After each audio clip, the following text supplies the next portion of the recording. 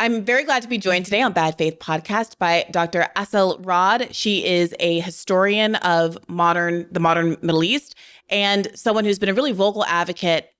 It seems almost diminishing to say it in this way, but online. I mean, I've been so heartened and informed and educated by your tweets and your messaging over the last almost a year now. And I just have really appreciated your voice, and I'm really excited to be able to talk to you face to face. Thank you. I appreciate that. And thank you for having me. And I agree with you. It's one of these things where I appreciate the sentiment, but obviously given the gravity of what we're all trying to cover, it's just been very difficult to try and use these platforms to get these stories across as much as possible. Yeah, I wonder about that. I mean, prior to October 7th, did you find yourself as engaged on Twitter, online, as you've been trying to push back against the prevailing media narratives?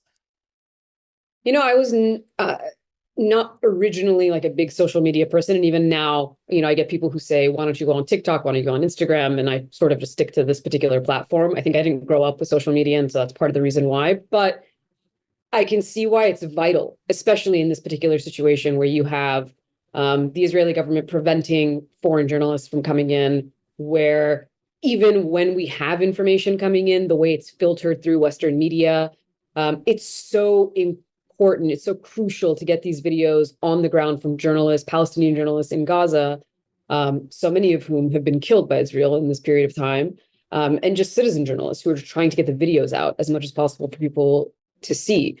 I actually spent a period of time not being very active online. And then this genocide that we've been watching unfold is really what got me back to engaging online. And I think it's been important in shifting, not me personally, but the way that the overall social media approach has been in people seeing what's going on and also shifting the narrative and the conversations that are happening in the West. It is interesting to me because, I mean, you are a historian, you're an author. I have had conversations with some friends of mine who are in academia who sometimes even express some frustration that they'll have done all this research and they are genuine experts in their field. And outside of being a guest on a show or having generated their own social media platform, there is this weird asymmetry that I feel sometimes uncomfortable with, where those of us who have sometimes the platform to talk about X, Y, and Z aren't the most informed. And when I see someone like yourself who's really demonstrated facility in wielding the online platform, and you have a real knowledge base for your input, I think that combination is why you've been such a tour de force online, and why I'm glad to have you today. Let's get into it a little bit. Before we started recording, I was expressing to you that I have felt some ambivalence about the sort of level of coverage that I've been doing about Gaza over the course of the last year, and what has been a kind of diminishing specificity as we've gone from a time where it felt like, every new horror that was reported down the transom represented some line crossing, some new evidence that Israel was transgressing in a way that the mainstream media wasn't entirely capturing, but might possibly break through, right? It might be the event that causes some shift in America's political attitude toward Israel, a break in its political bear hug of Israel. And as the months wore on and the events became more extreme, and we went from debating whether or not Israel ever could possibly bomb a hospital or a school to counting up the numbers of hospitals and schools and lives that have been taken, I have felt myself covering each individual instance left, but it's not clear to me that that is actually the right or moral or useful choice. So I wanted to give you an opportunity to maybe talk a little bit more specifically about more recent developments, and perhaps a good place to start could be the escalations that have been happening in the West Bank. To your point, I think there's a couple of things that are important to unpack. On one hand, I agree with you, right? If you were new to this particular history or conflict, you've followed it peripherally, but not laser focused on it the way that many people have been, obviously, because we were seeing a genocide over the last 11 months, then you would think, oh, well, this event, right? A massacre of children, massacre of people trying to get food, bombing hospitals, bombing schools. Just, I mean, the volume is there's so many instances that it's difficult to try and even recall them. That would be the red line, right? And this is because it's the language that was used by US officials, by the Biden administration. Rafah is a red line. Clearly it wasn't. Bombing hospitals is a red line. Clearly it's not. Starving people is a red line. Clearly it's not. But if you have been familiar with this entire history, it's not new. I want to say the level of destruction and killing that we have seen in Gaza is unprecedented, besides the Nakba itself in 1948. But at the same time, this whole situation, when you look at the history of Palestinian oppression, occupation, and a national movement for liberation, it's been painted by what we've seen over the last 11 months for 76 years. So this isn't new in that sense either. The peace process that the US has been engaged in supposedly for the last 3 decades, in many ways is a metaphor for the current situation that we're in, right? The ceasefire talks that are ongoing for months and months and months, when in reality, everybody knows that on the Israeli side, Netanyahu does not want a ceasefire. But as long as we're talking about a ceasefire, it sounds like that's what we're working on. That's exactly what the peace process has been for decades. So I can understand why it's frustrating, really, right? Like, that's the word for it. It's just enraging and frustrating to try to cover these events to see, well, this has to be the one that changes US policy. But the reality of it is this has been US policy for decades. Endless occupation, endless humiliation, endless settlement expansions, and nothing has ever actually changed US policy. In fact, one could argue that US policy has become more extreme over these decades, right? There's examples of, for instance, Ronald Reagan in the 1980s. I mean, imagine where we are now, that a Republican administration of Ronald Reagan in the 1980s is to the left of where you see the Biden administration acting today vis-a-vis Israel, right? Reagan picks up a phone and stops the bombings in Lebanon by Israel. What is happening now? Nothing. Nothing seems to stop it.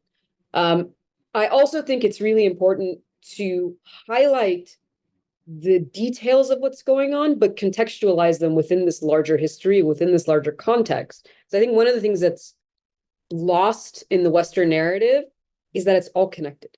Like, Gaza is not isolated from the West Bank or East Jerusalem. They're all Palestinians. And that's why I hate it when I see language that says West Bank residents are Gazans, because that tries to erase Palestinian identity. And that exact national liberation movement that has been going on for decades. So I think, I mean, if you want to get started on kind of the West Bank as a starting point, obviously the reason why Gaza has been such a focus is because of the immense destruction that we have seen, the horrors that you talked about. I mean, just daily horrors. Every single day there is horrifying images coming out of Gaza. Today, another beheaded child. I have seen many beheaded children. I don't see any stories about them in the Western media. I see debunked stories about Israeli babies having been beheaded, but the actual Palestinian babies that are being beheaded, children that have been beheaded, that we've seen the images of, gets almost no play within the Western media. So that's why the focus has been on Gaza. But the expansion of this, we're using the word war loosely, into the West Bank is also something that, to your point, I think requires attention. Yeah, so one reason, and this goes back to your point of it all being interconnected, I remember months and months ago, and it's been repeated since then, but relatively early in the conflict, Netanyahu explicitly making the threat that if progress toward peace, what we would describe as some kind of a ceasefire, et cetera, were made, then it would be taken out on the West Bank. And it was an early example I remember leveraging as the bad faith on the behalf of the Israeli government. So there was this narrative that was really strong up front that I think, to the credit of pro-Palestine advocates over the course of the last year, has been neutered somewhat, but that any advocacy for the rights of Palestinians was diverted into, well, it's Hamas, be mad at Hamas. Why aren't you yelling at Hamas, hostages in Hamas? And so talking about an instance in which a threat was made against a group of Palestinians who have not, quote unquote, voted for Hamas, whose kind of political leadership cannot be attributed to Hamas, was an easy opportunity to say, look, obviously, can't you admit in this instance that this is a bad faith attack? And now, since then, obviously, we've seen increased escalation. As you mentioned, this American citizen, Eski, was recently killed. There have been, I've seen you make commentary on this, a truly dispiriting series of back and forths with Biden administration officials dodging accountability, explaining away why Biden has not reached out to her family members, and putting the responsibility for any investigation squarely on Israel to investigate itself, rather than intercede as the country America on behalf of an American citizen, and to make sure there's some actual accountability leverage there. Frank, go ahead. Thank you, Matt. The White House has not contacted Aisha Noriegi's family 10 days out from her killing. Eyewitnesses themselves tell us that they actually haven't been reached out to for any Israeli-led investigation. Our colleagues at the Washington Post, of course, as you might have seen, reported footage and testimony that seemed to reveal that the Israeli military misled the U.S. and the world in its initial findings of how and when Aisha Noor was shot. When is the president and vice president going to reach out to Aisha Noor's family, and how can the U.S. continue deferring to Israel to investigate itself for killing an American if it has already at best misled and at worst lied in its preliminary findings? And how also, given it hasn't reached out to eyewitnesses? So, as I said, first of all, with respect to her family, which we know are experiencing this horrific tragedy, the U.S. government has had a number of conversations with her family. Hold on, let me just finish. It is not appropriate for me to get into those publicly. I never would in a situation like this, and I'm not going to here. But we have reached out to express our deepest condolences. I will say, when it comes to the investigation, I cannot speak for the investigation that's occurring now, other than to say we're going to expect it to be prompt, thorough, and transparent. And if it's not, and I don't think anyone should draw conclusions about an investigation while it's ongoing, but at the end of it, we will certainly be happy to look at how the investigation was conducted, what it produced, if there are any deficiencies, and if we don't find that it meets our standards, we'll have more to say at the time. But is it not a red flag that the initial findings are already being discredited by testimony and footage? So I think I already said, you heard me say earlier, even if you accept the initial findings, they don't present an acceptable outcome, right? You look at the initial findings, and they already tell you that something went tragically wrong, and you had the killing of an American citizen that never should have occurred. So when I hear people say sort of hold the initial findings up as if they somehow exonerated Israeli security forces, they very much do not. At least in our point of view, they very much do not exonerate them. They reveal the need for a number of changes, and we've made clear that's what needs to happen. But then when it comes to what ultimately happened and getting to the bottom of what ultimately happened, let's see how the investigation plays out. I do think we shouldn't draw any conclusions before it's final. And when we see the ultimate investigation, we'll have more to say based on our assessment of it. And then finally, just on what you've said, that the U.S. is urging the Israeli forces to change its rules of engagement after Aisha Noor's killing. Of course, there's also World Central Kitchen worker Jacob Flickinger, the teenagers Mohammed Kadour, Tawfiq Abdul-Jabbar, our journalist colleague Shireen Abu Akleh, peace activist Rachel Corrie, 40,000 Palestinians, which of course you've condemned as well, the killing of them. The logic would follow that the U.S. has unconditionally funded a military with evidently insufficient rules of engagement up to this point. So is there any U.S. reflection on that idea? The U.S. reflection on it is that Israel needs to change its policies, and we have made that quite clear. When it comes to the World Central Kitchen strike, we made clear that they need to change their deconfliction measures and worked with the UN to get new deconfliction measures in place. Now, those aren't perfect. We continue to see strikes that result in the death of humanitarian workers. We continue to see strikes in Gaza that lead to the tragic deaths of civilians. As you know, it is a very difficult place in which to conduct a military campaign because you have a terrorist organization that embeds itself and hides itself behind civilians, which is why it's the United States that is at the forefront of pushing for a ceasefire. Can you unpack a little bit of what you make of the situation and put it perhaps in the historical context of what's been going on with the expansion of settlements in the West Bank? So the West Bank became occupied in 1967. It's been under Israeli military occupation ever since. The Oslo peace process that started in the early 1990s basically broke apart the West Bank into parts A, B, and C, where part A was about 18% of the land, and is supposed to be under security and civil control of the Palestinian Authority, which was also established through the Oslo process, right? Not Hamas, the Palestinian Authority. And then you had part B, which is about 22% of the land, and that's supposed to have Israeli security control, the PA's civil control. And then you have the other 60%, which is part C, which is entirely controlled by Israel. And even this idea of A, B, and C, I mean, for instance, the economy is in many ways controlled by Israel, right? You saw a minister like Smotrich using the Palestinian taxes, right? Withholding funds to the Palestinian Authority as punishment for like international votes of statehood for Palestinians. That's so right. you pointed to this a little bit that was important, is like how the West Bank has also been used as punishment for anything. There was another announcement by the Israeli government that they were approving, this language is ridiculous, you cannot approve settlements because settlements are illegal. There's an intentional way of making it sound legal, right? Like the government approved these settlements. Like you can't approve something that's illegal under international law, but this is the language that's used in the Western narrative about it. Again, what is that punishment for? What was it? Something about like another statehood because the international I think it was an ICJ. Yeah. I think it had something to do with just anything that they can use an excuse to punish Palestinians. By the way, the definition of collective punishment, right? By definition, collective punishment is happening not only in Gaza, but also by extension in the West Bank.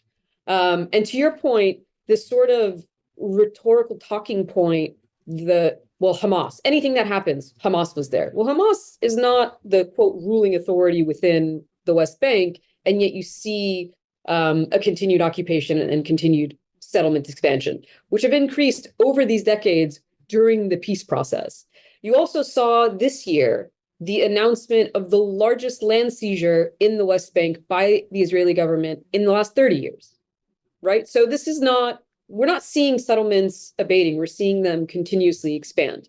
You have increased settler violence against, which is painted by the Biden administration, right? They'll say, well, we sanctioned these like 4 individuals that are committing settler violence.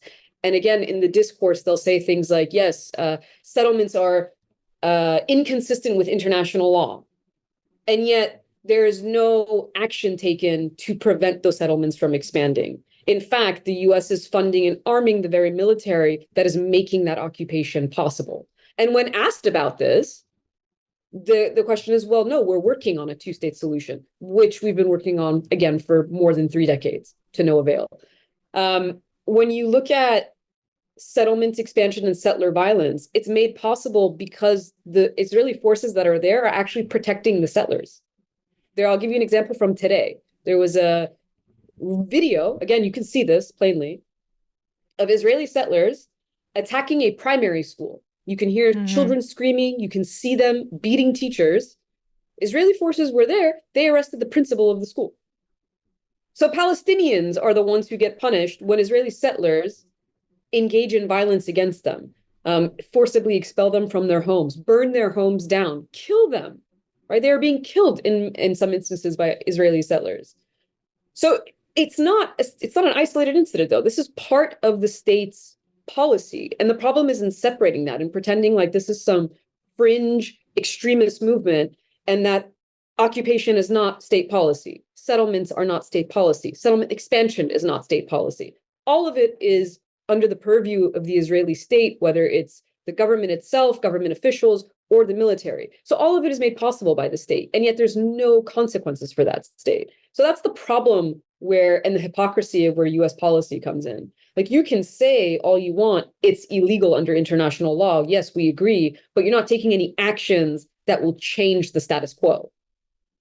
Yes, and of course, both of our primary corporate political candidates in this race have climbed over each other to aver how unwilling they are to change that policy to support any withholding of arms or any other kind of monetary, military, substantive aid to Israel to uphold international law, and have even gone so far as to provide, obviously, cover at the United Nations for Israel when other nations in the world want to hold it accountable using those kind of international vehicles.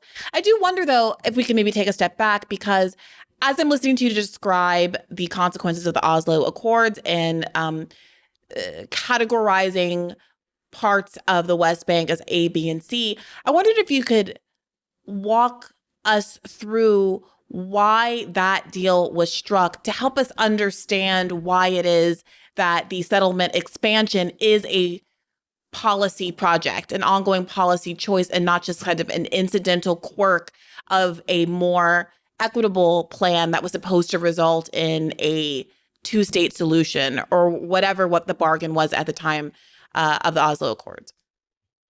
Well, if you look at the figure of Benjamin Netanyahu himself, I think that will, if you look at what he's done over the last 30 years, that'll help sort of understand what I mean by it. Why does the process start? Because obviously the international community, just like we're seeing right now, right? There is international pressure to have a resolution. I mean, that's why we have international law. That's why we have the United Nations. That's why we have an international community, is to stop wars from happening, is to, protect human rights. And that's why we have international humanitarian law. All of these things are really great things to talk about. And so you have a peace process like Oslo because, in fact, that community is supposed to be acting on its word. Now, where does the US come into this?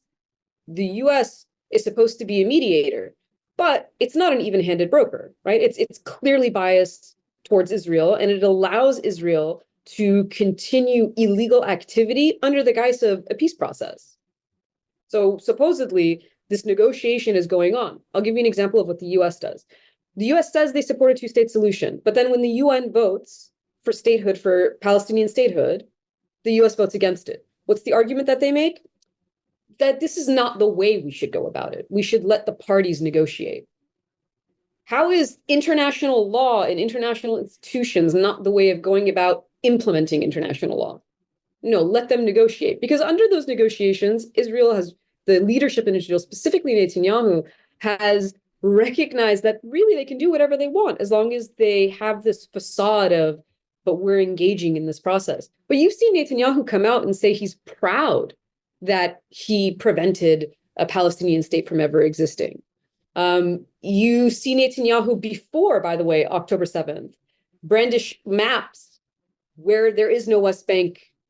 It's completely gone. He's done it recently multiple times as well. Mm-hmm. Prime Minister asked from Sky News, I don't know whether we can see that wider map of Israel again, whether it's technically possible to get it back up on the screen. Mm-hmm. Go ahead, show it. You said at the beginning, the slightly wide one. No, a bit wider. There we go. You said at the beginning of your speech that Hamas and others in the Middle East want to wipe Israel off the map. You have literally wiped the West Bank off that map. Is that official policy now, that the West Bank doesn't exist? No, I didn't include the Dead Sea. It's not shown in the map. I didn't show the Jordan River.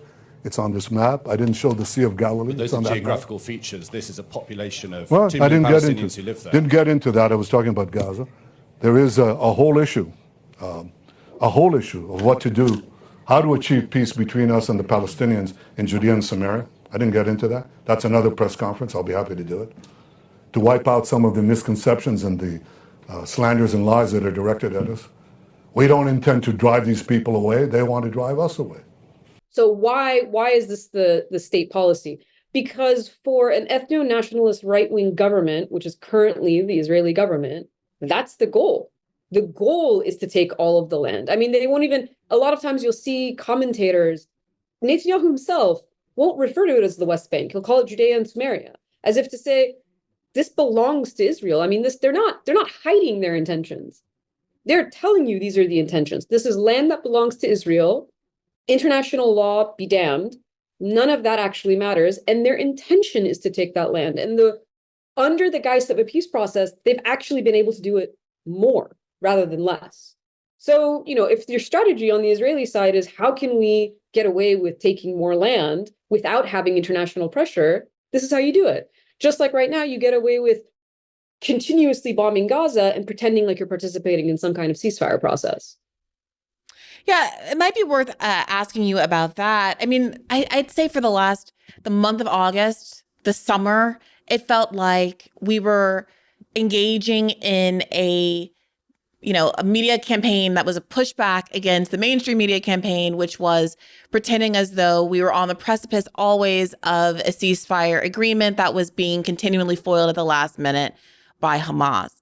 And it does feel like since Biden dropped out of the race, even that sort of charade seems to have been dropped somewhat by the mainstream media. I mean, the question of how to of whether there's even pressure on the Democratic candidate or the Democratic Party to be responsible for shepherding a ceasefire agreement to conclusion seems to have diminished somewhat, where they're not even pretending that that's an ultimate goal. It's like we've all become inured to the idea that it's just not going to happen. I mean, that's my subjective sort of experience of it through my own media lens. What do you make of where, one, the process is substantively, to the extent that there is any kind of genuine process, and two, any shifts that you may or may not have observed in how it's being covered?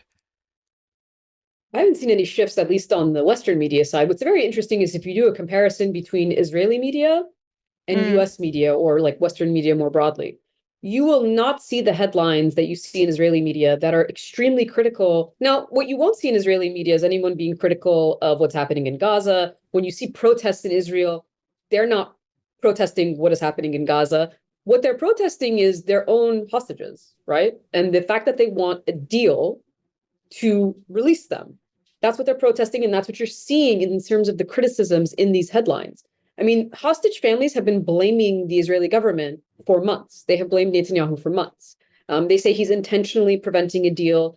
You have reports in Israeli media that say Netanyahu basically told the families of the hostages that Israel's national interests are his bigger concern versus freeing their loved ones. This is very, very commonplace within that media. You cannot find those headlines in the US. You cannot find them in Western media. If you look at that narrative, it has continuously been, here is the ceasefire process. Anything basically the Biden administration says, our media just mimics. There's no question about it.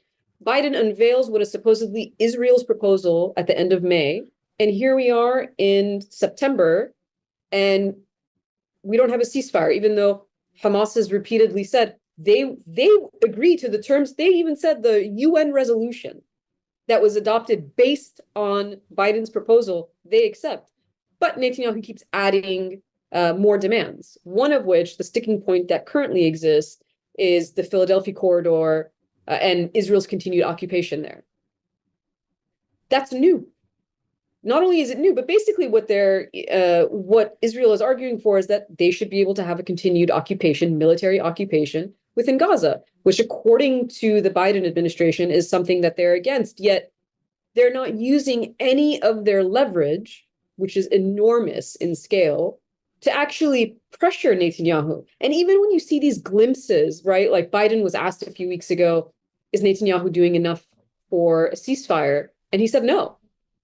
Right? You have these glimpses that they're admitting what is happening. There was some phone call where Biden talks to Netanyahu and he says, "Stop bullshitting me." And yet here we are. So none of that language matters if there's no policy to back it up. And there's no policy to back it up. On the Israeli side, Netanyahu knows this. And so it makes no difference to him. They can, you can see an occasional headline in the Western press that says Biden and Netanyahu are at odds, but the weapons keep flowing, the money keeps flowing, all of the same protections and immunity continues. And so it doesn't really make any difference on the Israeli side. Yeah, I mean, I guess I completely agree. I think the shift that I'm seeing is there was a time when I think the mainstream papers were trying to more actively sell, one, Biden as authentically working for a ceasefire, and then peppering in these little sound bites about how upset he was with Netanyahu, how he was on a phone call with Netanyahu and gave him a piece of his mind, to sort of characterize any stagnation on progress as not the fault of Biden, as him doing his best. In lieu of actually using leverage, these kind of rhetorical flourishes to suggest that Biden was big mad on a telephone call somewhere were enough. And it almost feels as though now that rehabilitating Biden's image as a negotiator is less of a priority, post him dropping out of the race, that the effort to do even that has kind of fallen by the wayside. And instead, you have the left constantly trying to expose the enormous amount of leverage the United States has, pointing out historical examples like the one that you raised with Reagan picking up the phone to stop Israel bombing Lebanon in the 80s, but also contemporary reporting from Israel, where you have Israeli sources saying, yes, without the support of U.S. aid, our Air Force would not be able to continue its bombing campaigns for more than a few days.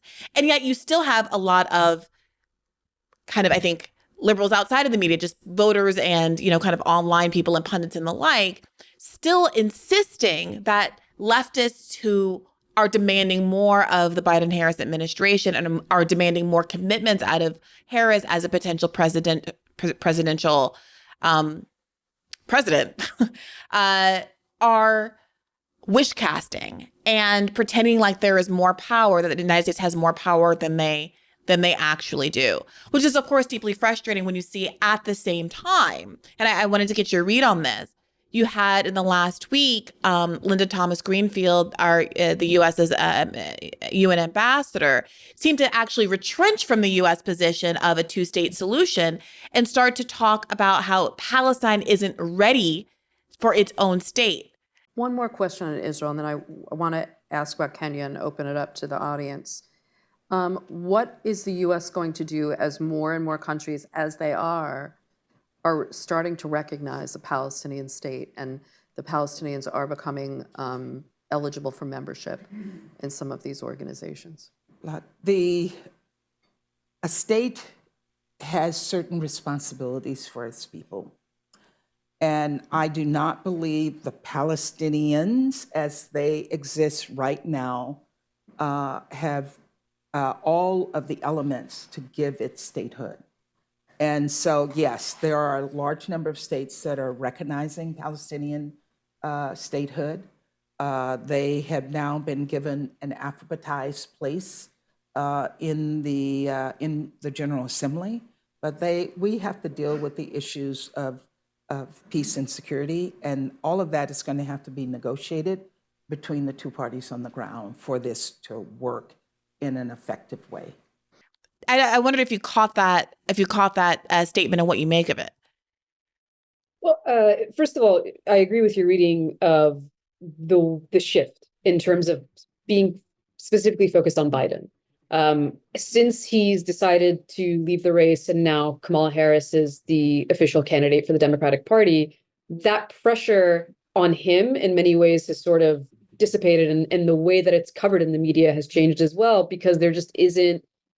It's as if the actions of the U.S. in Gaza are only associated with Joe Biden and not with his VP, as if it's not the Biden-Harris administration, right? There's this attempt, and of course it's because the election is coming up and there's a very real consequence in terms of especially key swing states that are impacted by these policies. I mean, if you go back to the 2020 election, and two of the main things that are happening in 2020 that are affecting Trump's ability to get reelected is obviously the COVID pandemic. And then on top of that, we have nationwide protests for months, starting in May with the killing of George Floyd, right? This continues for months. When you have that kind of national coverage and the sort of mobilization of people against the current administration for whatever reason, in that case, it was institutional racism, police brutality against Black communities, the killing of George Floyd specifically, and what it means. And now you're seeing you saw, at least with Biden, a similar parallel, right? Because we've seen continuous protests in the United States based on what is happening in Gaza and U.S. support for genocide. We've seen self-immolations of Americans in the U.S. protesting what is happening. We've seen just campuses across the country break down because of student protests. This has brought negative attention onto this administration. And as soon as he drops out, they've tried to make it seem like, well, this is his problem. This isn't her problem. But it is. And that's why when they were asked in the last debate, when Trump and Harris were asked, They were just, I mean, they didn't sound different, right? They sounded like they were competing for who loves Israel more and wants to kill Palestinians right. more. That was really, That's right. it was a competition to say, I'll be more zealous in my support. But there was no difference in terms of support for Israel being completely blind and unconditional for those two candidates. And so Harris has not stepped up to make any kind of distinction. Very early on, she tried to sort of play the hand of, I will not be silent about Palestinian suffering. But then that immediately became translated into, but I will always protect Israel's security. And so under this blanket of Israel's right to self-defense, Israel's security, genocide becomes justified. Everything becomes, you can just mass slaughter thousands of children because apparently that's self-defense, according to the Biden-Harris administration. And Harris is part of that. So I think your reading of that is absolutely true. And the way that they've been able to get away with it is, well, it's not Biden anymore. Really, this was his policy. In terms of, what was it? I'm sorry. The Linda Thomas Greenfield, whether or not we're seeing, yes. Because here's the problem. Like, there is a part of me that is sort of heartened by the way that so many people who weren't really paying very much attention to the plight of Palestinians are suddenly engaged and more historically informed and talking about this, obviously. But there is this concern that, much like the BLM example that you just raised, the priority of defeating Trump ends up causing the movement to take a big step back. And you see a retrenchment where every year since 2020, more people have been killed by the police than the year before. It is no longer a cause celeb. And I do wonder if we're starting to see some evidence of a kind of retrenchment politically when you see our UN ambassador now not just talking with the same kind of two-state pablum that we've seen historically, but taking a step back, seemingly, maybe, and saying, I don't think Palestine is ready for a state at all at this time. It doesn't meet the conditions of statehood. Well, I think that, so if you look at the context of a comment like that, well, she voted against Palestinian statehood this year when the resolution overwhelmingly passed. Right. So how do they make an argument? Again, how does the US make an argument for, well, then if you're for a two-state solution, if you're saying that Palestinians have the right to a state, have a right to self-determination, then how do you reconcile that with this voting record? Then why would you vote against Palestinian statehood? And that's the kind of argument that she has to make in order to justify it, to say, well, we believe in it, but we're not there yet. Right. Like they don't fulfill whatever obligation, whatever criteria apparently the US thinks they're in charge of. I mean, that's really the most important part of that statement, in my opinion, right? The most important part of that statement is that the US has internalized this concept that they are international law. International law is not what the entirety of the international community says. It starts and stops with what the US says. If the US says that Palestinians do not reach some criteria, it doesn't matter that the UN overwhelmingly voted for it. It only matters that the US is saying otherwise. And that really is indicative of how the US has used the international, these international institutions really forever, like from the beginning of their existence. And when that happens, those are not tools for accountability. They're tools for empire. But I think for the broader American audience, sometimes that's lost because we're so accustomed to it. We're so accustomed to our officials talking this way. And if you really think about it, it's insane that they talk this way. It is insane that a US official thinks, well, we say this, and so that's now international law, right? We say Russia has committed war crimes, therefore they have committed war crimes. We are still assessing whether or not Israel has committed war crimes. So no one is allowed to say whether or not this has happened. It's not an international system. It's a US system of imperialism and empire, and it's a continuation of that. And that's how it's being used. And so to me, that's where that comment fits in, right? That comment fits in with exactly what they've always said. Yeah. I think you're so right. And you're making me reflect on, I mean, in last week's episode, I talked a little with Shama Sawant about the nature of the questions that were offered up by the presenters of the debate, by the moderators of the debate, and how the absence of any, I won't even call it left, frankly, but mainstream pushback on the kinds of answers that Kamala Harris was giving as the more left candidate on the stage helped to obscure the reality that they're both saying they want a bear hug Bibi strategy at a time when international legal system, international courts have said, no, Benjamin Netanyahu, the person you said has your unqualified support, is guilty of war crimes. When the United States is saying, our UN ambassador is saying, we would not arrest Netanyahu and fulfill the obligations of these ICC warrants because we don't have to, and because we don't, on some level, respect international law in the first instance. To your, in your words, we are international law. Ambassador, I wanted to ask about the International Court of Justice decision ruling that Israel's occupation is illegal and must end, and ordering member states, including the United States, to end support for Israel that assists their settlements, as well as the impending arrest warrant against Netanyahu and the Israeli foreign minister. Are you going to abide by the International Court of Justice orders? Are you going to arrest Netanyahu and the foreign minister if he turns up in the United States? And, you know, what is your feeling on these international court rulings? Let me start with the last part of that. We have a problem with the court's ruling. And we've been clear that we have a problem with the court's ruling. And I think you know the answer to the question about whether we will arrest President Netanyahu. He was here in the United States a few weeks ago, and he was not arrested. The warrant was out before that. Okay, well, let me be clear. We will not arrest him. And because we have a question about the jurisdiction of the ICC on Israel, and we've made that very, very clear. But that doesn't get exposed because there's no one in our media ecosystem who's particularly interested in those kinds of questions or who disagrees with the underlying premise. That being said, I mean, you alluded a little bit ago to the politics of this, and I'm curious what you make of the reality of the potential political implications of so many Democratic voters saying overwhelmingly they do wish Kamala Harris supported a ceasefire and an arms embargo, particularly in these swing states where Jill Stein in particular, as the third party candidate that has been on who is on most ballots and who has really sort of foregrounded the issue of the genocide in Gaza and attracted the support of a lot of Arab and Muslim American voters. She recently got the endorsement of the Muslim American Public Affairs Council.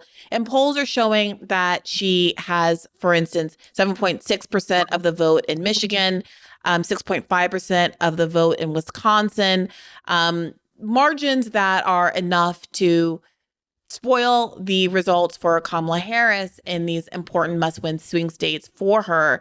I wonder what you make of, given that being the case, what's motivating Harris as a candidate to take that sort of a risk rather than appease overwhelming majorities of her voter base, who might very well be more inclined to vote for her and help her win and quote unquote defeat Trump if that is the priority. Why is she still choosing to stand with Israel, even if it thwarts her own electoral chances? I think the whole of your question really points to the sort of questionable nature of democracy in the US, right? And how far that's gone. I mean, if you look at the last 3 elections, in 2016, 2020, and now 2024, this is the third election in which the Democratic platform is just anti-Trump, right? It's not policy-based. It's just, we're better than him. Yeah. Because listen, right? Like that's really the platform that they've used now for 3 election cycles. In one case, it didn't work. And in the second case, it did work. And that was, again, because of the context that I just said, if you think of pandemic and nationwide protests that went on for months. But now, and right now it's a very sort of tight race that we're seeing. But I wish this was the only topic where they didn't listen to voters, but it isn't, right? So this is just another example of that. It's not an exception to some kind of rule where, in fact, what voters believe and think is taken into account, because that's not the reality on the ground. I'll give you an example back from 2020. One of the foreign policy sort of like crowning achievements of the Obama administration was the Iran nuclear deal, right?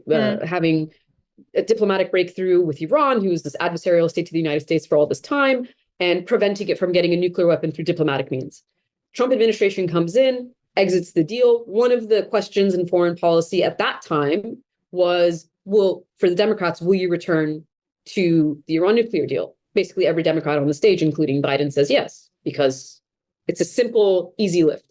When Biden is elected, polls say that a bipartisan majority want the nuclear issue with Iran to be resolved through diplomacy. And if I'm remembering the poll correctly, it was something like 80% or 84% of Biden voters agreed on this.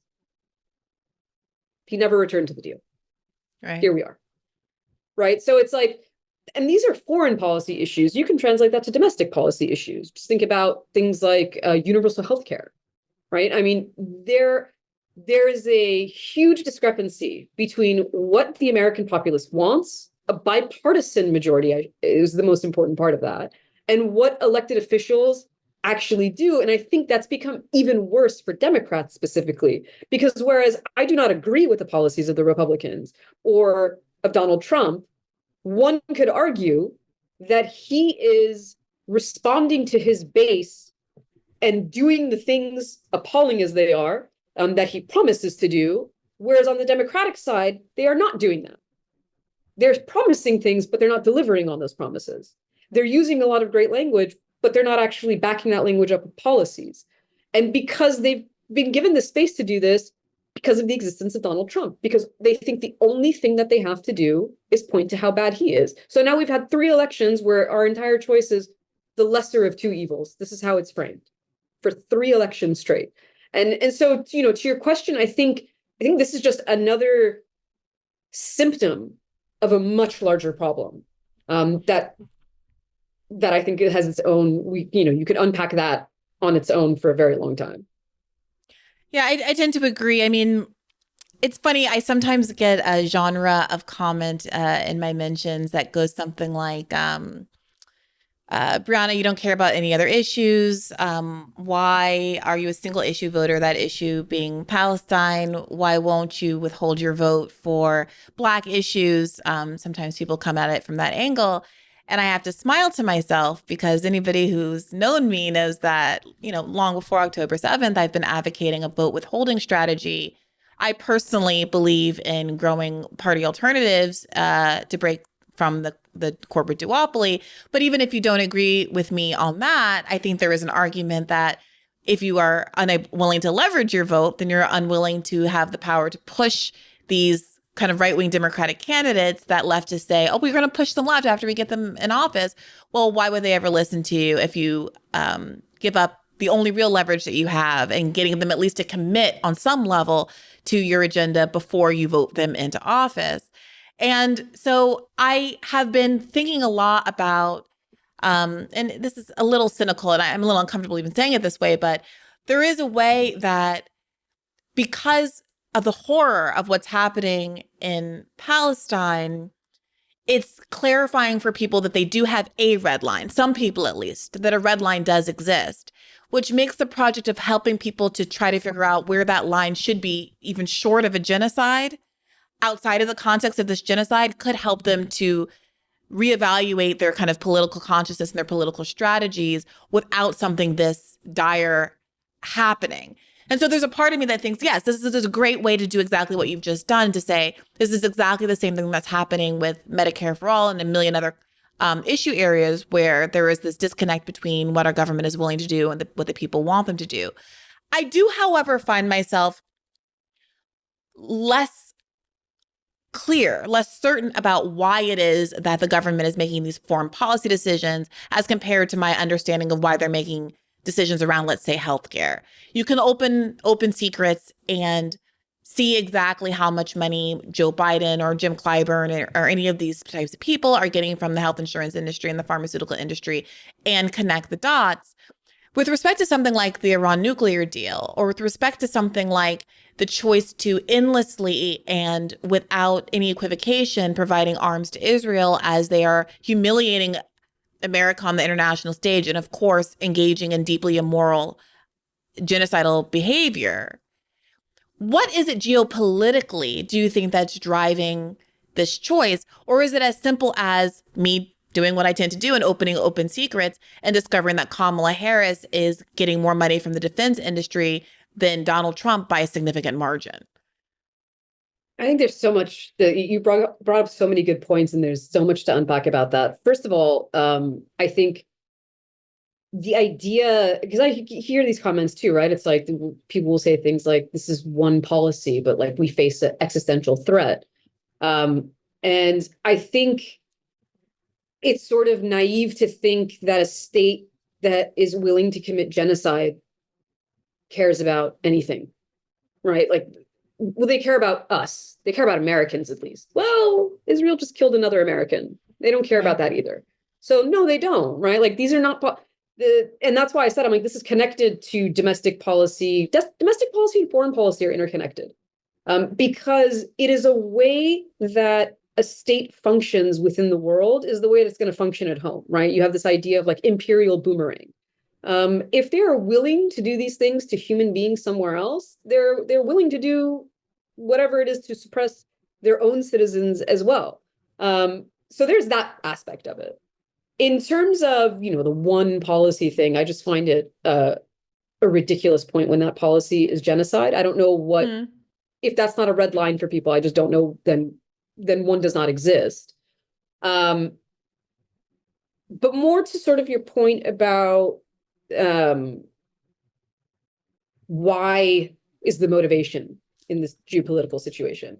There's layers to it. And I think different actors have different motivations. That's something to take into account too, right? Like, we can't just paint it with one brush. Like, people will make an argument like, well, AIPAC, the pro-Israel lobby is very strong. Yes, that's true. And for some, I think, individuals, that is a motivation, because there's a very practical, pragmatic, well, I want to get elected. And if I go against this, they're going to put, $14 million into defeating my individual seat as a representative in one district in one state.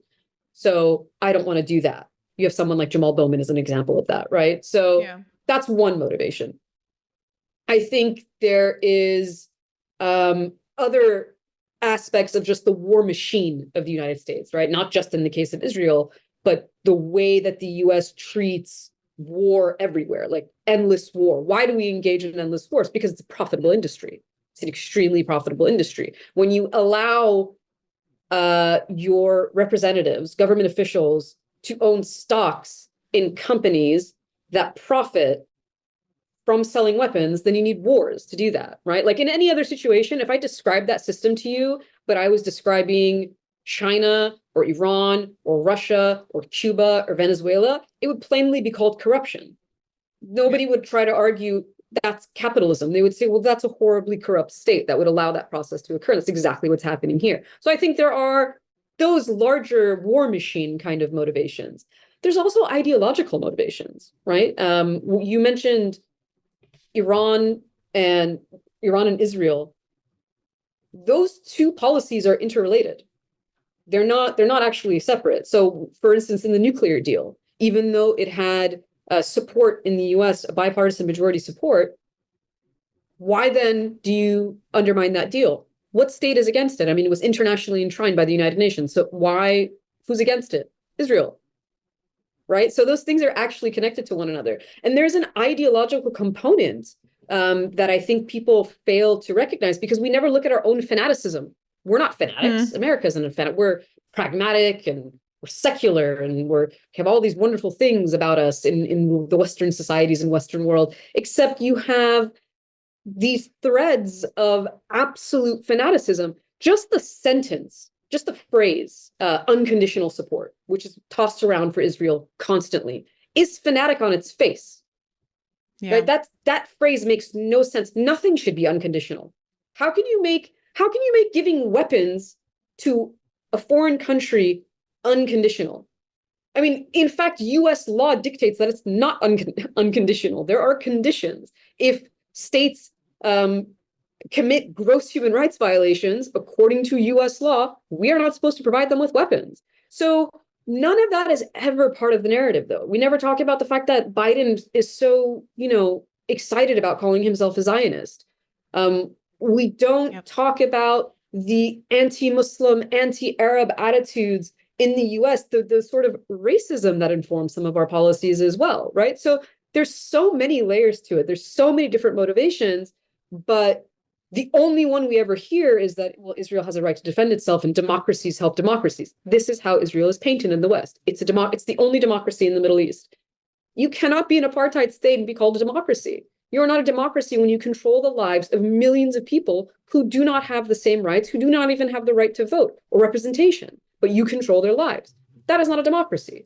And so that kind of rhetoric is used to justify it. But like I said, there's a whole bunch of different motivating factors. And I think for different actors within the American political system, those different motivations play into it.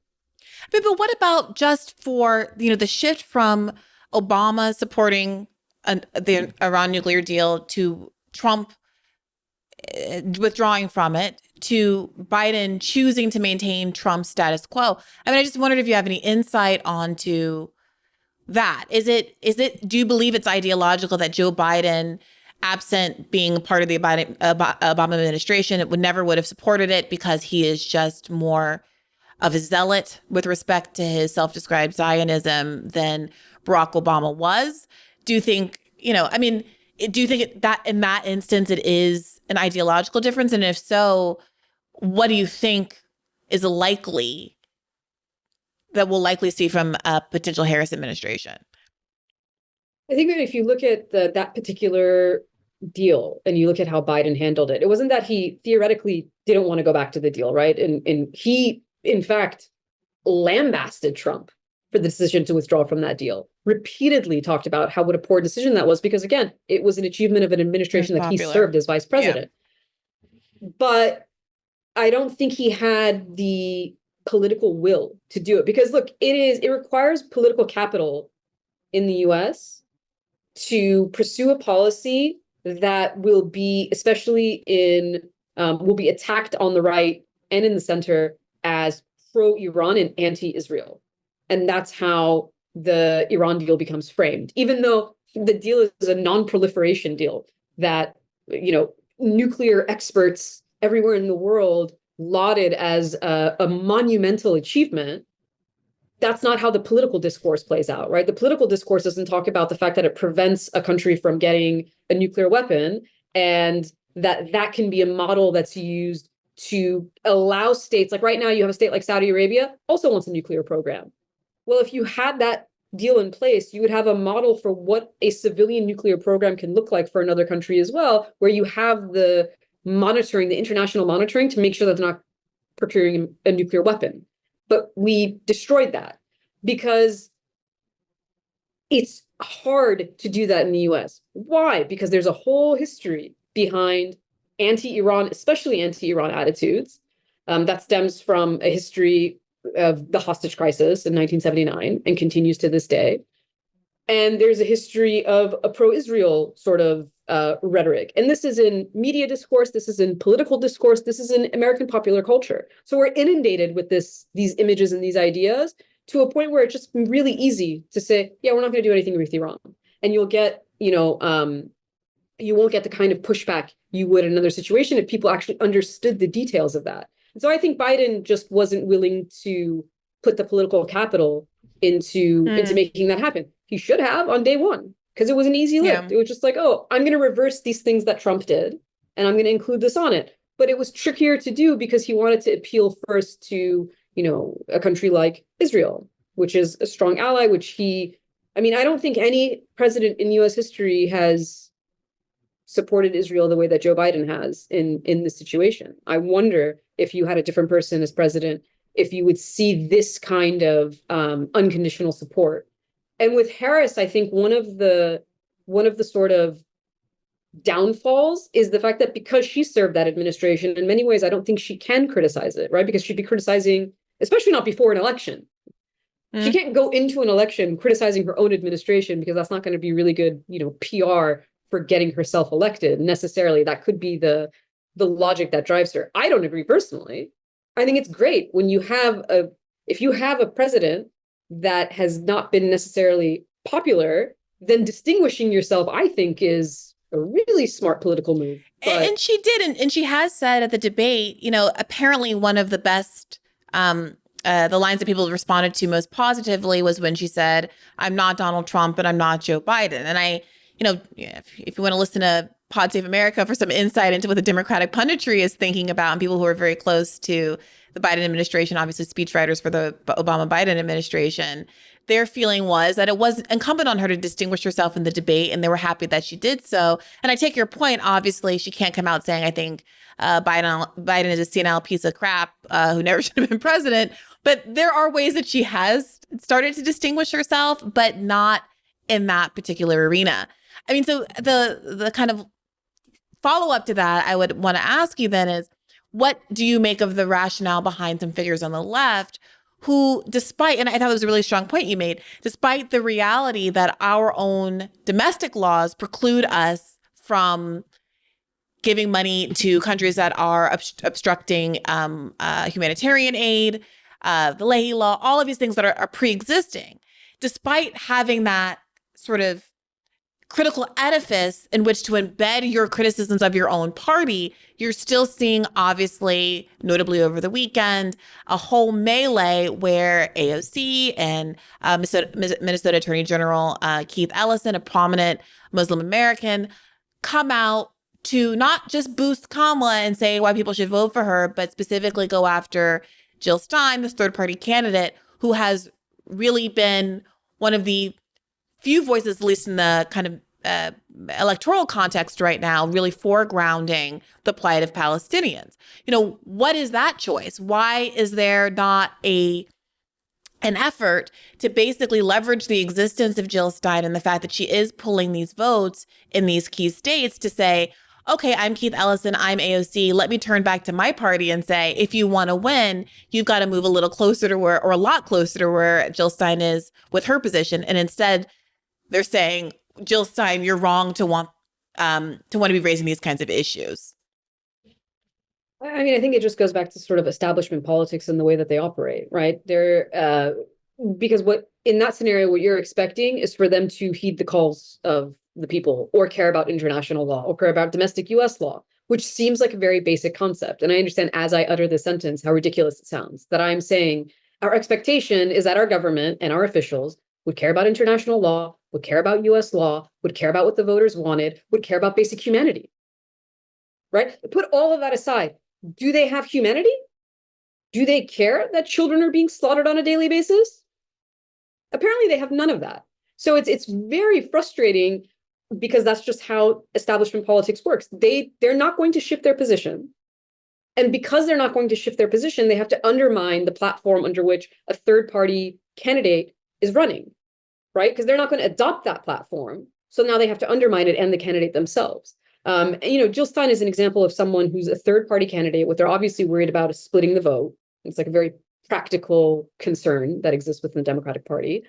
But you saw a similar kind of panic over Bernie Sanders, and he was not running third party. He was running as a Democrat. He had a significant, some would argue that he should have been the candidate.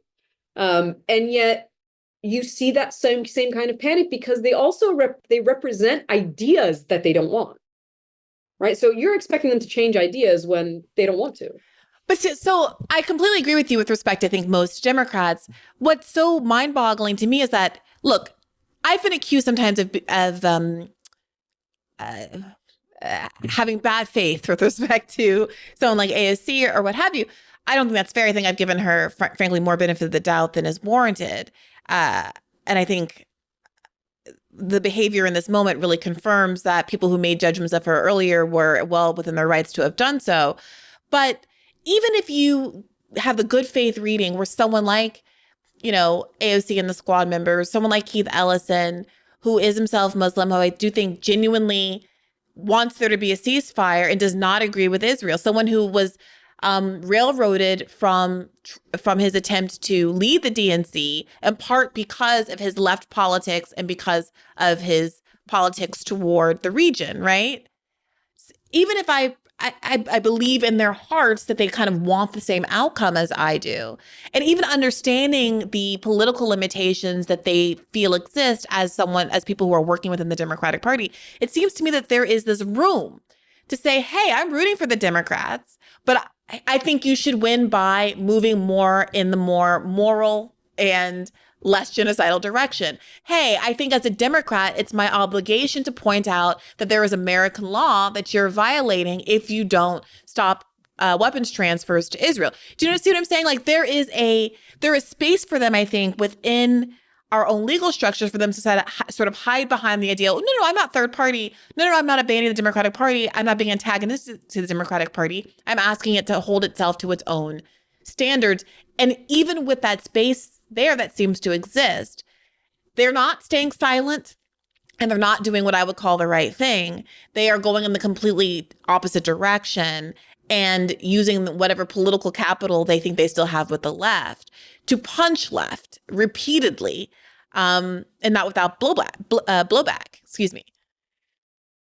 I think in a lot of ways, this is a micro example of the policies of the U.S. state more largely. What I mean by that is, why do we do certain things is because we just can and we get away with it, right? It's like, this is how the establishment works. This is how the status quo works. And we can get away with doing it and we protect our own position. And I think that is the logic for a lot of individuals that dictates why they do something. To your point, I think that's something that should have been done a year ago, right? Months and months and months. I mean, it shouldn't have taken Biden this long. He should never have been running again. Like, let's start there. He should not have been running for a second term to begin with. What the Democrats should have done, if we're playing like within this fantasy of if only they did the things we wish, is they should have had an actual primary where you vetted candidates and American people from the Democratic Party had the chance to vote and pick a candidate. And they'll say that they did primary Biden. Of course, that's ludicrous. It wasn't a real primary because you had the incumbent president on the ticket. And so I think as we get closer to the election, I think you did see more criticism actually from some of the figures that you're talking about months ago. But the closer we get to the election, the more they bear down on this sort of, you cannot criticize this administration or this person who is running against Donald Trump anymore, right? It's a sort of, I don't want to call it a mob mentality, but it's what they will see as a pragmatic political choice to say, these are our options now, right? We exhausted our options by getting him out and getting her on the ticket. And that already actually boosted the chances of the Democratic ticket winning, right? Biden's chances of winning seemed slim to none. And they'll argue he stepped aside because he's some heroic figure who cares so much about the American people. He stepped aside because there was no way they were going to win with him.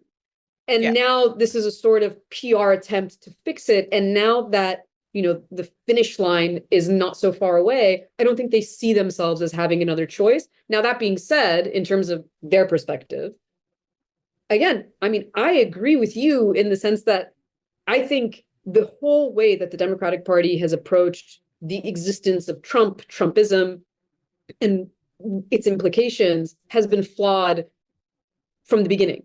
If you look at how the Clinton administration dealt with it and through till now, because it's treated as if Trump is an anomaly and people who support him are just all, you're talking about like 80 million people. They're all the same. Like, that is ludicrous in the way that people are thinking. If these politicians, if these officials cared, they would care, even if they disagreed with them, they would still care to try to understand what is it that's appealing about this figure to this many Americans. If they actually cared, they would recognize the fact that Trump is not some anomaly. He's the logical conclusion of a system in which people are dissatisfied, in which wealth inequality has become so enormous, it's grotesque. And then within that process, the existential threats that we face as human beings, whether it's nuclear proliferation, climate, we do nothing about, while instead we're just murdering people across the world with billions and billions and billions of dollars. So when you look at this whole picture, you realize you have a population of people who are completely dissatisfied with the system, and then you have symptoms of that pop up, and that's someone like Donald Trump. He didn't create it. He is just a symptom and a consequence of it. And that's the thing they refuse to address. And I think that's the frustration for people who have come to the conclusion that, well, the Democratic Party doesn't seem to care either, right? They're not answering the call that is needed. And it's not this, even if you looked at the debate, between Harris and Trump, where was the policy? There was barely any policy discussion. The Democrats criticize Trump for the fact that he uses personal attacks and the way that he talks and his lack of decorum. And yet when you look at it, they play into it, right? They try to insult his ego, which works, but it's a horrible political debate. There's no policy being debated. It's just a jab from one person and a jab from the other person. And so in many ways, I think they've played into the hand of someone like Trump because they've shown that the problem is not Trump, the problem is the system, and they are part of that system. Yeah, and look, I see already sort of liberals doing a victory lap. Apparently, there looks to be a little bit of a post-debate bump for Harris in terms of nationwide polls, but the odds of her winning based on the Electoral College are still abysmal. And that is why I think we've seen kind of guns out for the Green Party, because it is going to come down not to the popular vote, but whether or not she can pull it out in these states that happen to be some of the states with the largest Muslim and Arab American populations who are understandably very frustrated. We've gone over time. I just did want to just ask if you had caught that sort of colloquy that happened at the National Muslim American Conference that just happened, where Jill Stein was just got the endorsement between the woman, the representative from Georgia, I believe, who was the one that was denied a speaking position at the DNC, and a woman in the audience who was making more of the abandoned Biden case as opposed to the uncommitted case that the Georgia representative was making from stage. Did you catch any of that? I didn't actually. My name is Rania Al-Masri from the swing state of North Carolina. Ruwa, you were asked a very specific question, and you marvelously evaded the answer by talking about state and not the president. No, I didn't. You said that you are still waiting for a response from Kamala Harris. I think her statements in the debate and the platform were very clear that she will continue to support the genocide. Yep. And she will continue to propagate Zionist lies. But it's not only that you are continuing to defend a genocider, you are doing worse on Twitter. Because here you have said that we are being pushed to a binary choice. You are pushing us to a binary choice because on social media, you have been attacking the choice that we have, which is presidential candidate Jill Stein. You have called our presidential candidate vile by rejecting genocide.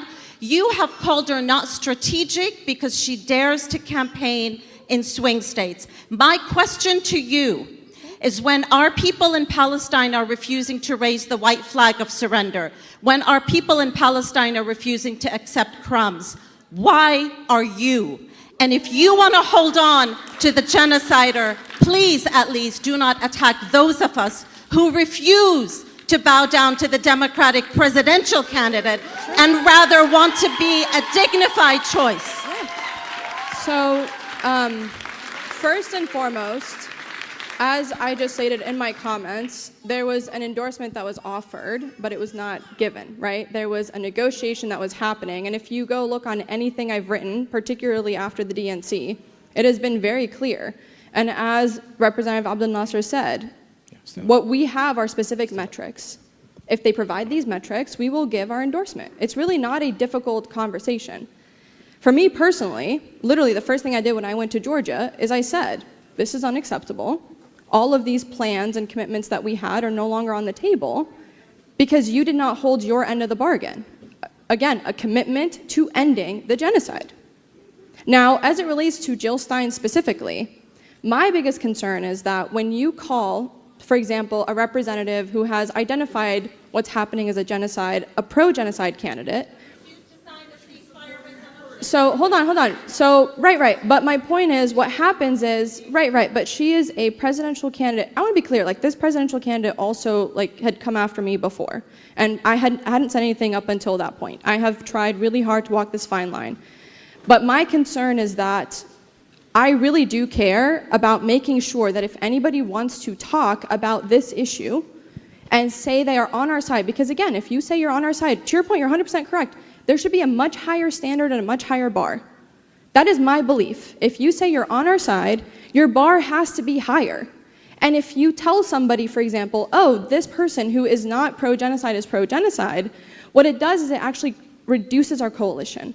And it reduces the number of people on our side. I know it's not fair, but I want to be very honest. AOC Pelosi has continued to endorse Kamala Harris and refused to sign the ceasefire resolution. So that is not being pro-genocide, then what is? So to be clear, we've had multiple members of Congress who signed the resolution, including those who allied with us, also endorse her. I'm not here to litigate like one member or another. My big focus has been mis and disinformation and how it plays into moments like this. I don't want our community to feel like everybody is an enemy and everyone sucks and everyone is the same. Because what worries me about that is then if you think everyone sucks and everybody is the same, then you're like, there's no point in engaging. And I've heard this at the doors. When we went canvassing, people said, everybody is terrible, what's the point of doing this? And I think we have a responsibility, to be clear, I want to be clear, only because I don't want us to fall into nihilism. I don't want us to give up the power that we have because this is a disinformation campaign aimed at us. It is saying nobody is standing with us. And the problem is when you have candidates like us down ballot and we go knock on someone's door and they say, everyone's the same, everybody sucks, nothing matters. That's what it plays into. And that's my only concern. Okay. Well, then let me ask it to you this way. Maybe we'll insert a clip regardless, but basically the gist was, the pushback was against Uncommitted basically being anti-third party, pledging their vote to Harris, regardless of the disrespect that happened at the DNC. And of course, more substantively, the unwillingness to change her policy position with respect to Israel. And so there are some questions now about the utility of the Uncommitted movement as opposed to the abandoned Biden, now abandoned Harris movement. And I wondered if you had any thoughts on those kind of two diverging political ideologies or strategies. I don't have a specific thought on that, but what I will say to sort of address your question is I actually believe in democracy. And when you believe in democracy, that's not the protection of people who agree with you. That's the protection of the people who don't agree with you. That's a much more important group to protect, right? If I say I want to make sure that the people who agree with everything I say have the right to speak, that is not a democratic system. That's actually an authoritarian system. It's when you allow space, and not just allow space, but protect the space for the people who disagree with you to be able to speak. And so I try my best to understand all these different motivations that people have for having the political views that they have, rather than attacking one another and trying to find the commonality. Because what I think you find is that even though the tactics might be different or the conclusions we draw might be different, there's a lot of areas in which there's overlap when you look at these different groups. Like they largely agree that, let me put it this way, they largely agree the system is completely screwed. They largely agree people are getting screwed, and they largely agree that a significant portion of what our country's policies are wrong. They largely agree on these things. We just don't know how to fix it. Right? The disagreement is, how do we fix this? Do we fix it by holding our elected officials accountable? Do we fix it by boycotting elections? Do we fix it by voting third party? What the commonality is there's something wrong with the system, and everyone is trying to figure out, how do you fix it?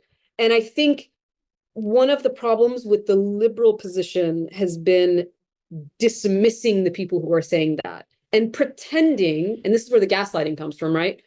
Pretending that it's not happening. And Gaza is the perfect example of that. They're just pretending like these things aren't happening. Like it's not, they deny that it's a genocide. Everything that happens, they blame Hamas. Israel has zero responsibility. They deny they have the power to change anything. It's constant denial. They deny that Netanyahu is the one preventing a ceasefire.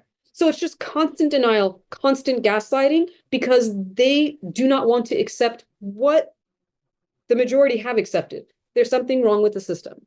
And the differences that you're talking about, I think, are more tactical than they are anything else. And so I don't know if I necessarily want to comment on the tactical differences. Look, I hear what you're saying. I do feel like what is dispiriting is when I think there are people who do recognize that there's a problem with the system, but who maintain, no matter how much the actors in that system reject them, sideline them, disrespect them, that and that they can appeal to their better angels and get a different result without using leverage to get a different result. And I think that's more frustrating than people who think there's no problem and keep it trucking, right? Like how I would describe like an Angela Rye, who was in the news recently for being pretty bad faith in her recent interview with Jill Stein on The Breakfast Club. I've worked on Capitol Hill. It's very difficult to get what you're trying to achieve. So just for example, Jill can talk about what you can do just from the executive Dr. office. Ware, yes, ma'am. Thank you. Just for an example, I'd love to know how many voting members in the United States House of Representatives? So we have been blocked. The Democrats throw us off the ballot. They interfere. They put spies and infiltrators on our campaign. How many voting members? Compare us. No. Answer the question. How many voting members in the United States House of Representatives, Republican, Democrat, and Independent? How many total? How many total are there? What is it? 600 some? No, it's 435. Plus 100 in the Senate, right? 100, yes, I said House of Representatives. Okay. 100 in the Senate. Of those 435 in the House, of the 100 in the Senate, how many, just one moment, I'm not trying to put you on the defense. I'm just saying this because the Hill is my passion. That's where I grew up as a professional, right? How many of them are Green Party members? Okay, I know where you're going with this. No, I'm not going you anywhere. are attempting to show that the Greens are powerless. I want to make the point. I was not trying to show you're powerless. Well, this is usually part of that argument. What was the point you were trying to make, Angela? What was the point? I'm going to before you rebuttal, Dr. Stein, what was the point? I want to know how many voting members of the Green Party in the House or the Senate currently exist.